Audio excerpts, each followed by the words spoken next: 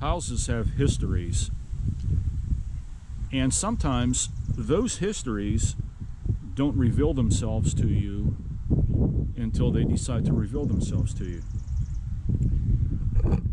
When I first moved into my house that I'm living in now, I always had an uneasy feeling about it. I didn't feel that something was right. It wasn't so much that it was malicious or evil, but I could always feel a presence no matter where I was at in my house and no matter what time of the day. Now, of course, this activity would really accelerate at night, and it still does. But I've learned to accept the conditions of the house, if you will. I've learned to accept that I'm not alone there. And while this is one particular story that I'm going to tell you, as you can see by the thumbnail and title of it already, this is just one story. There are more. Again, my house has a history, and I'll explain it briefly at the end of this video. But I want to tell you a little story about who I call the Polka-Dot lady. Now, I don't know who she is, but I have a feeling that she lived in my house. She's a strange character. She's old. I can barely make out any extraordinary detail about her. She wears those old lady shoes, those old lady dress shoes with pantyhose that just come up to about below her knee. And she has this polka dot dress on. And she's old because she has a lot of wrinkles in her face that I can make out. And she has, I don't know, sort of a blackish gray curly hair. I've seen her quite a few times. She only comes around at nighttime, usually when it's late between 2 and 3 o'clock in the morning.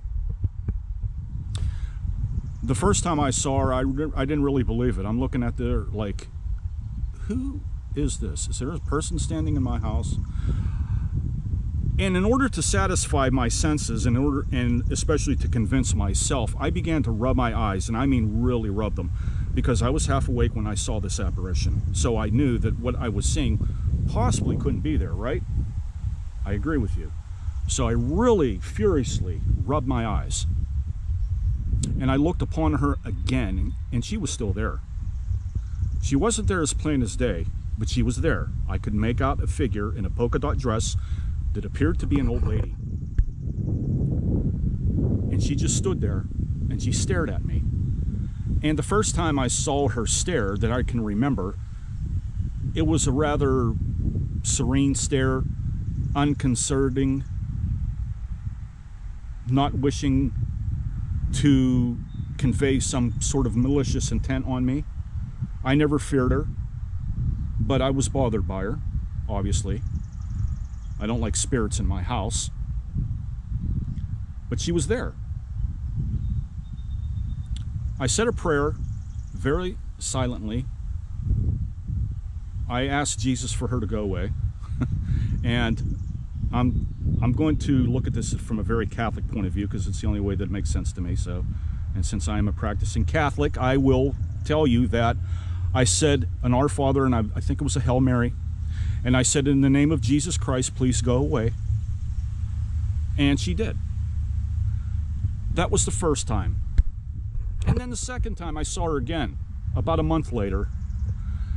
She was standing in my hallway. Now, the way my living room is set up, it's just one long big living room, wide and long, and there's a hallway at the center of that goes into the bedrooms and the bathrooms and the kitchen. So she was standing right in front of the entrance to all of that. Again, she appeared vague. She appeared somewhat at peace. And she just gave me a look like, perhaps there's a better place for you to stay. It's a sort of uneasy feeling, but not enough to make me move, not enough for me to call a priest and get an exorcism involved. It's nothing like that. But I continue to see this apparition from time to time. And the most recent one was maybe a few nights ago. And she was sitting in my chair where my computer's at, where I do all my research and writing and all that. And that's located in the living room. And I could see her as plain as day sitting in the chair. And once again, to convince myself so that I wasn't seeing things, I started to rub my eyes furiously because I was sleeping outside that night in my living room. I was sleeping outside in my living room because I fell asleep watching TV and I didn't make my way to bed. And the same applies to the other times I've seen her. I've never seen her in my bedroom. I've never seen her in my kitchen. I've never seen her in any other part of the house except the living room, which makes me to believe that maybe that's where she died, or maybe that's her favorite spot in the house. I don't know. And the last time I saw her, she was sitting at my chair and she had a very disconcerting look on her face. She looked disturbed. She looked sad. And it looks like that she wanted to warn me about something, but she doesn't speak to me. She has yet to speak to me. She has yet to make any kind of physical gesture. She just stares. She's smoky, she's obsolete, she's mystical, she's somewhat scary, but not always. But she's in my house. My house is old. It has a long history. My house was owned by a Civil War Union soldier, and afterwards it was owned by many other people. I suspect that a lot of people passed away in my house. A lot of people have died, and a lot of people remain. And as long as she remains, and as long as I stay there, I have the feeling that we will continuously meet.